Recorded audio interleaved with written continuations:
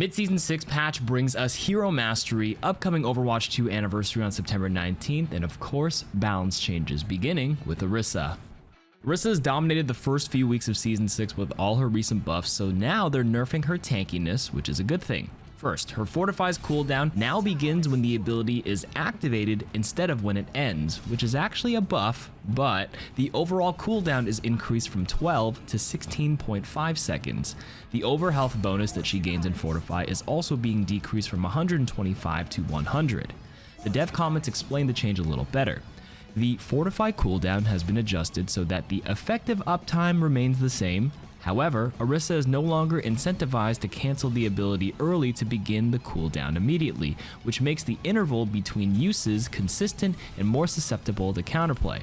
Honestly, if you ask me, I don't know how many Orisas actually ended it that early that often. Sure, it's a tech to use when a team fight's over, but mid-fight, I don't really see any sort of reasonable change here. I still think she's a strong tank. These nerfs barely touch her.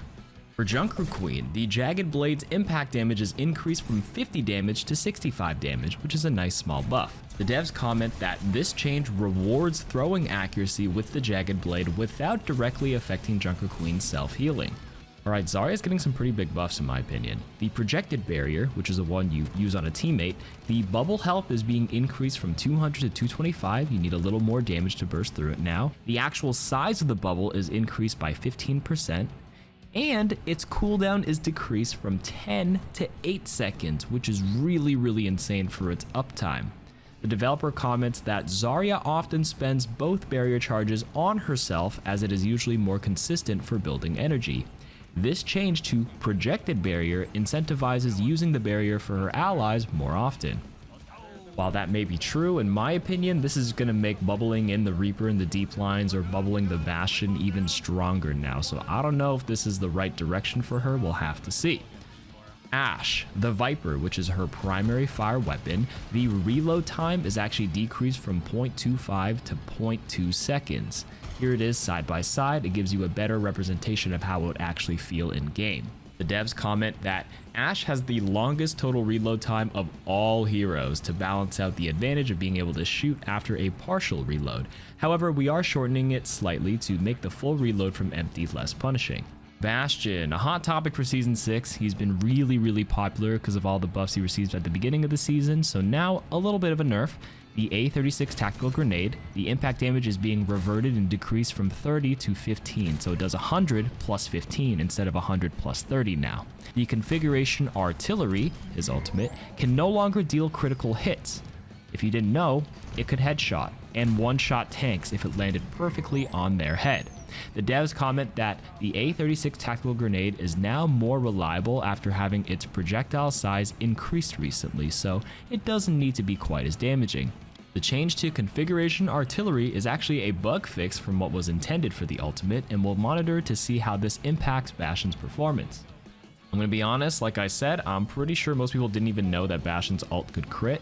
I don't see this changing his playstyle too much, simply because most people never even got crit, because it's a very small hitbox to land that artillery perfect on a tank's head, and people tend to move around when they see the beep come down. So I still think Bastion's gonna be really good, especially when paired with the new Zarya projected bubble.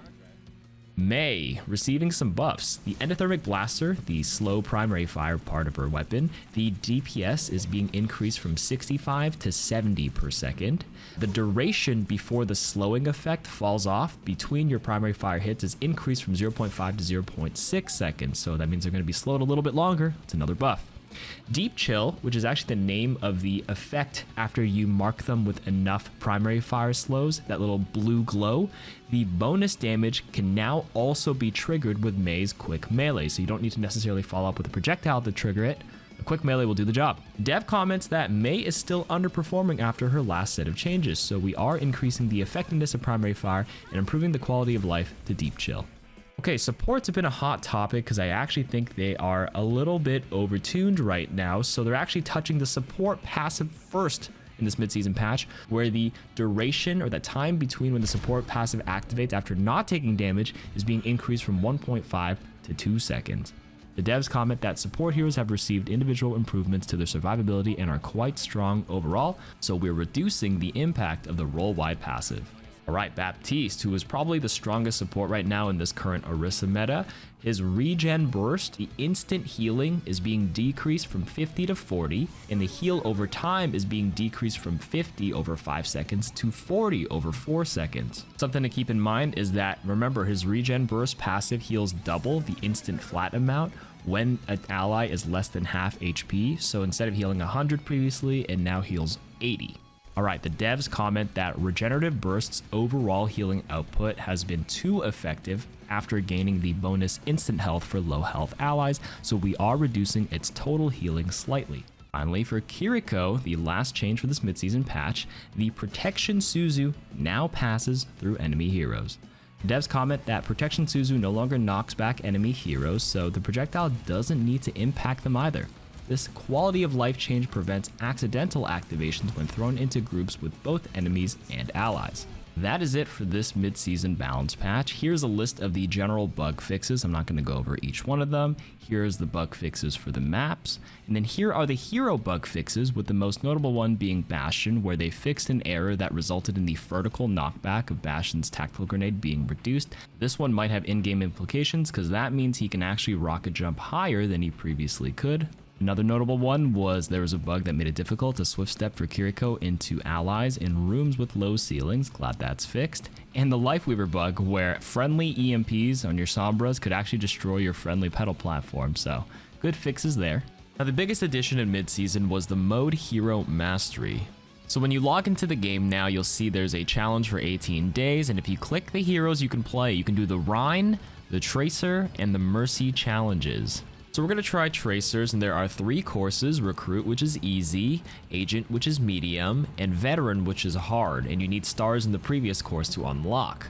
Here's more information. It's a solo challenge where you collect coins, kill training bots, or heal them if you're playing Mercy, escort stuff, all that fun stuff.